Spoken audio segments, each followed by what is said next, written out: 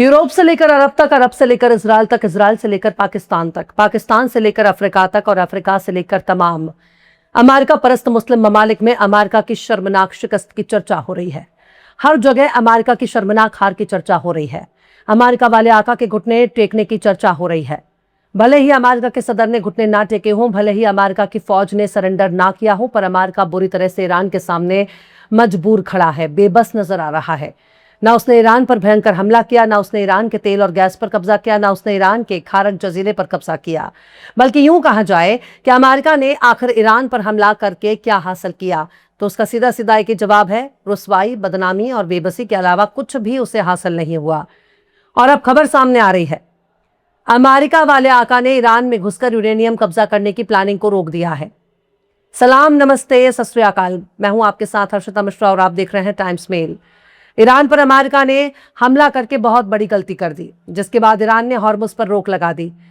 जिस बहरे हॉर्मुज पर ईरान ने पाबंदी लगा रखी है, जिस हॉर्मुज को ईरान ने बंद कर रखा है, जिस हॉर्मुज से गुजरने के लिए टैक्स देना पड़ रहा है, वही हॉर्मुज जंग से पहले बिल्कुल खुला हुआ था।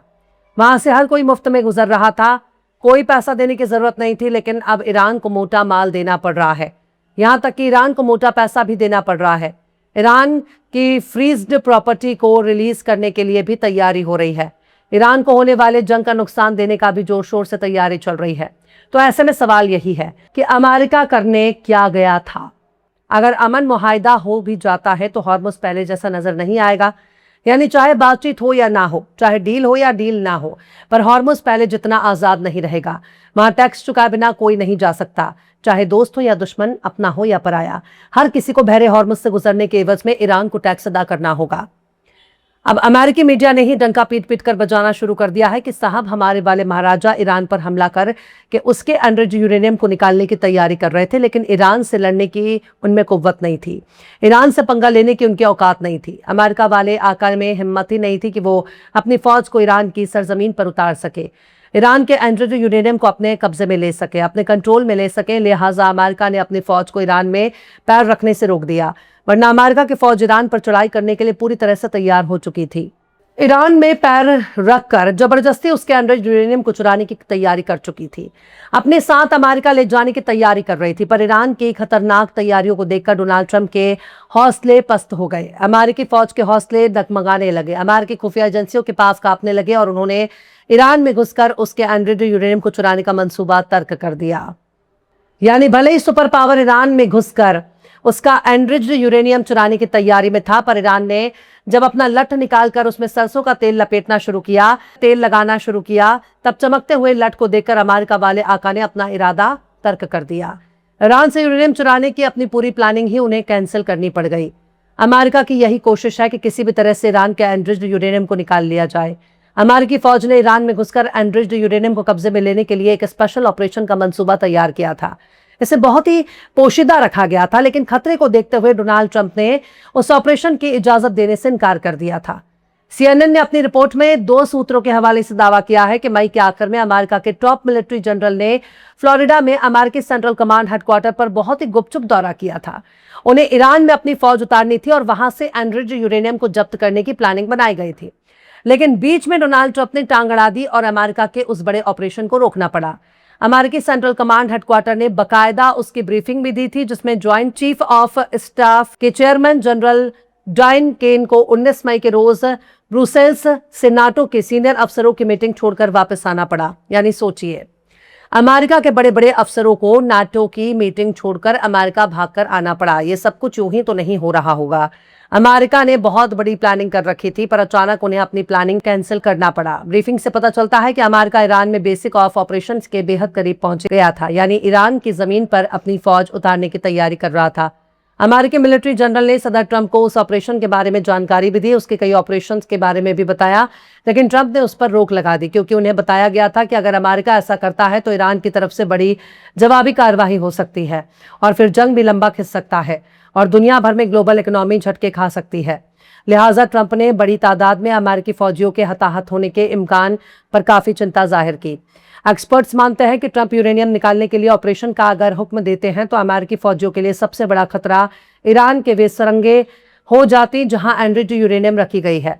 ऐसा करने से धमाके भी हो सकते थे जिसमें ज्यादा से ज्यादा अमेरिकी फौजी मारे जाते। ईरान के एनरिच्ड यूरेनियम को हासिल करना और बाकायदा अपने कब्जे में लेना ही डोनाल्ड ट्रंप के अहम तमाम मकासद में शुमार था।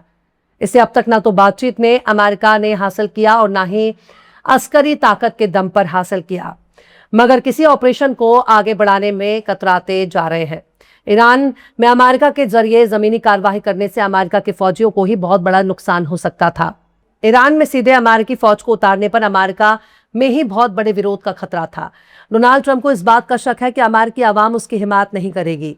ईरान पर अमेरिका और इजरायल के हमले के बाद अमेरिका के ही लोगों में ट्रंप की उस हरकत की पुरजोर अल्फाज में निंदा हो रही है। यानी अमेरिका की आवाम इस जंग को बर्दाश्त नहीं करना चाहती, वो इस जंग के बेहद खिलाफ है। और कुछ ही महीनों के बाद अमेरिका में मिड टर्म इलेक्शन होने वाले हैं। ऐसे में अमेरिकी फौजियों के मारे जाने पर ट्रंप का पॉलिटिकल करियर काफी मुश्किलों में घिर सकता था। लिहाजा ट्रंप ने अपने कदम पीछे हटा लिए। ईरान के एनरिच्ड यूरेनियम को ताकत के जोर पर छीनने का खतरा नहीं मोल लेना चाहते थे।